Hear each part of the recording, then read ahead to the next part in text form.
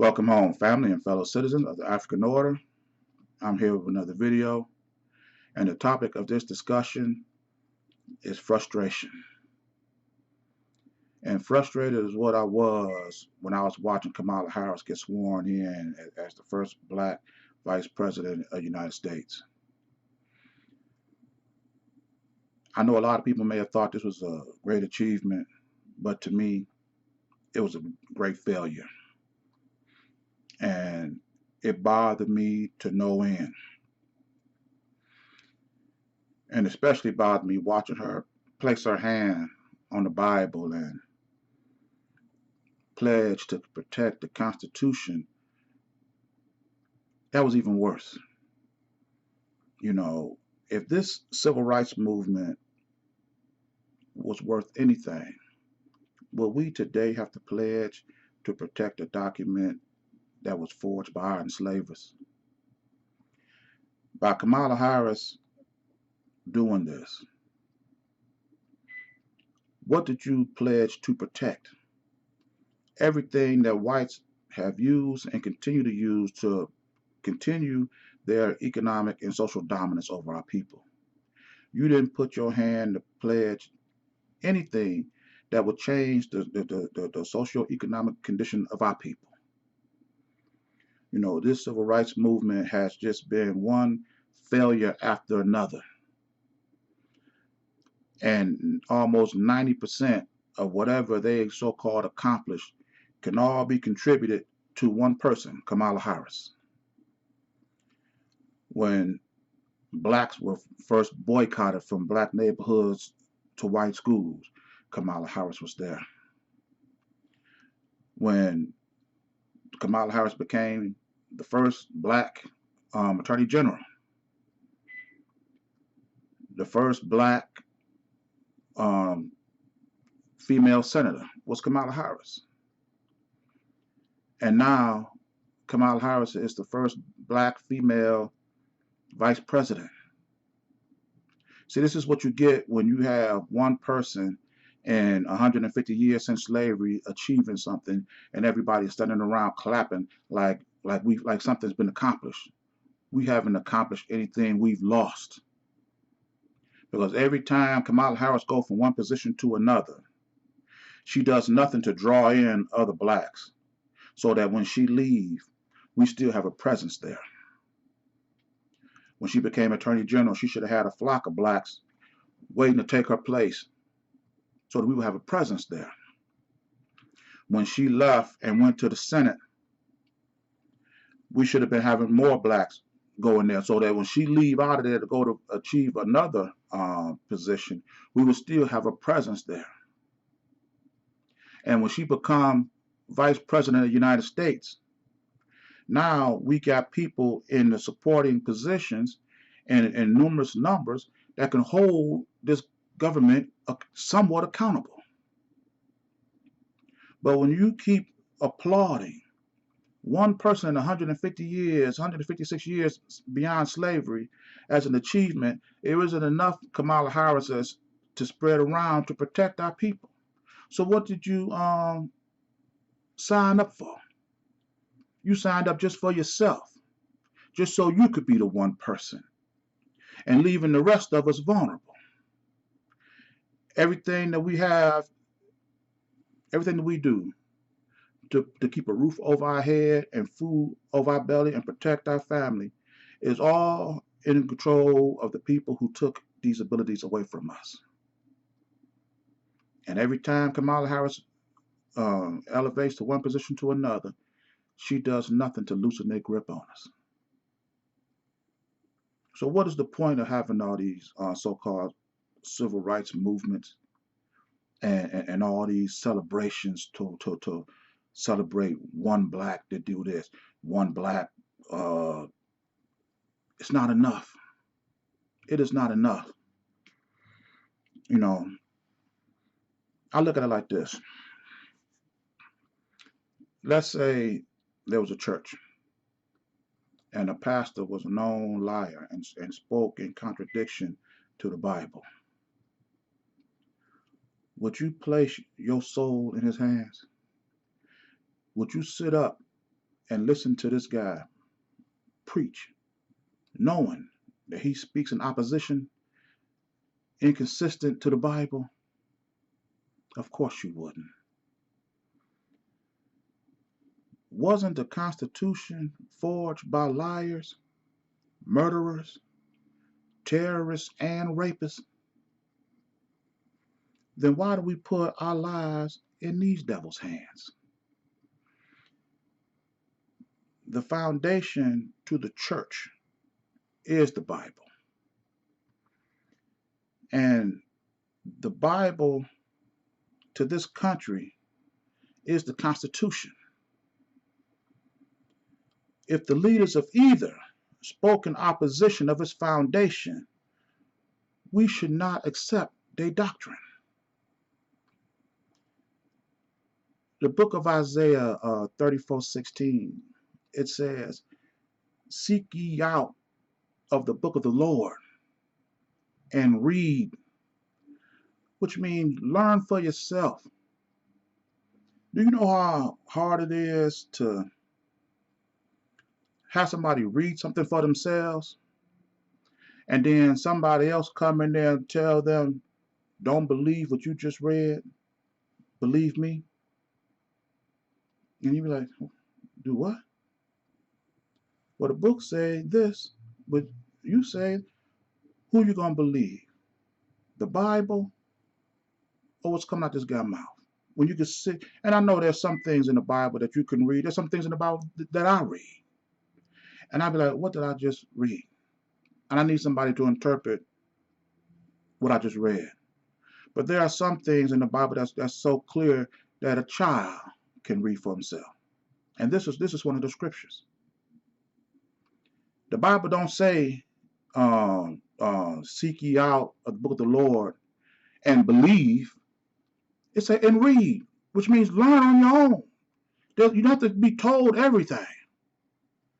You know, and we don't read or discern to find the truth. We just believe. You know, spiritually, socially. We believe in these liars, deceivers, and murderers. And we do this because most of us are afraid to read and learn the truth. Because if I tell you the truth, it's going to force you to have to do something. So you'd rather protect yourself in ignorance and continue on to stop you from having to confront this devil that you know that you want to keep inside to yourself. You know, and it's sad that we still being led by these devils in everything, economically, politically, socially. We're all being led by these deceivers. You know, and during the inauguration, this is one thing that frustrated me the most, was this well-spoken, yellow coat wearing Amanda Gorman reading a poem that she wrote. And I know that a lot of people love that speech, and they may find, you know, a reason to oppose my beliefs in this. But let me tell you this, and let me be clear about this. I'm not here to be your friend. I'm here to liberate you. And I'm going to do that the best way I can. And telling you the truth is the best way I can do that. You know, her poem spoke about false hope. Um, America is not a finished product, and blacks and whites putting their differences aside. Now let's look at that. The false hope is blacks and whites coming together. How long has it been since slavery ended? 156 years. And you look at how divisive we are now. You know,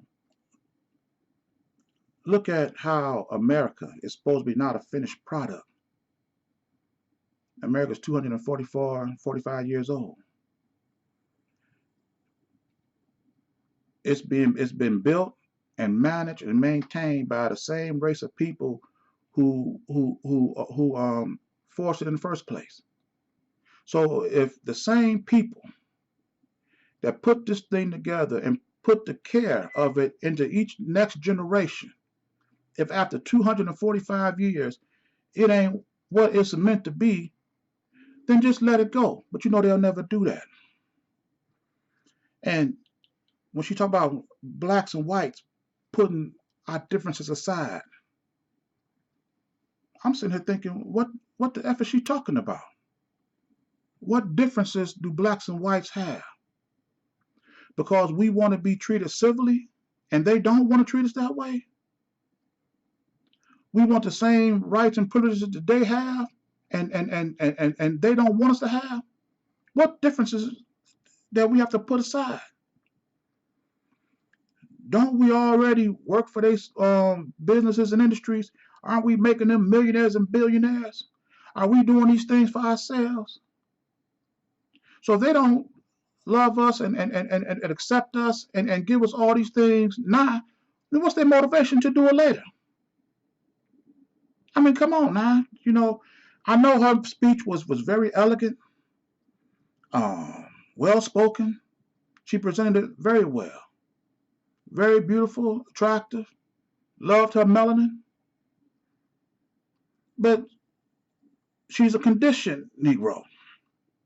And America loves conditioned Negroes.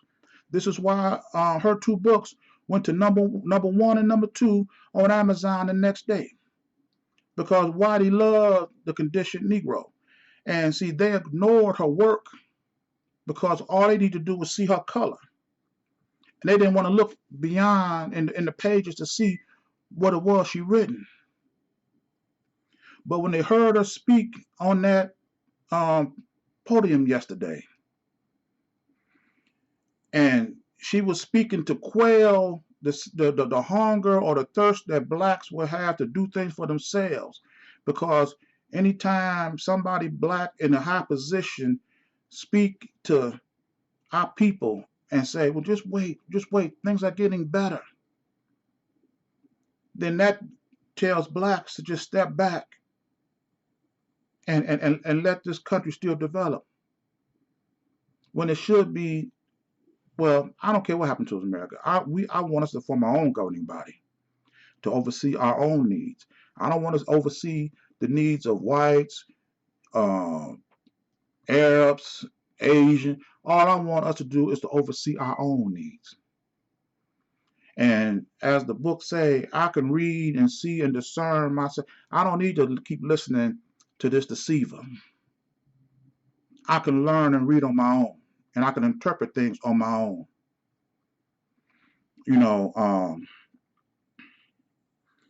And my question is, if I can see this, why are black people still believing this nonsense?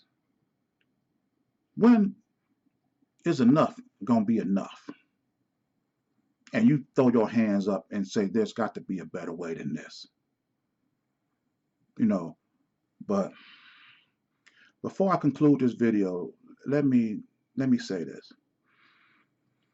As I said earlier, when I'm here in this format, just like a pastor who may have a problem or whatever with another pastor's teaching,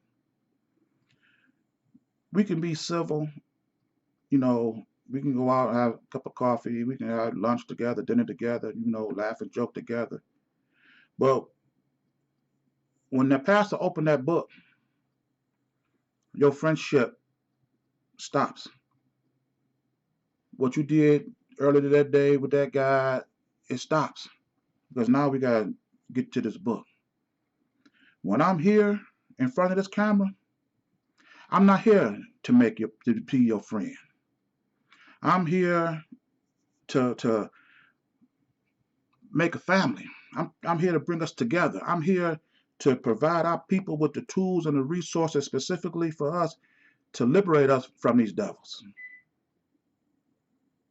We can drink and eat and laugh and giggle, but when it come down to liberating our people, when it come down to saving your soul, you better start listening to somebody who have your best interests at heart, and start believing the doctrine from the truth instead of from these liars' mouths. I'm going to end this video here. And if you like this message, please share it.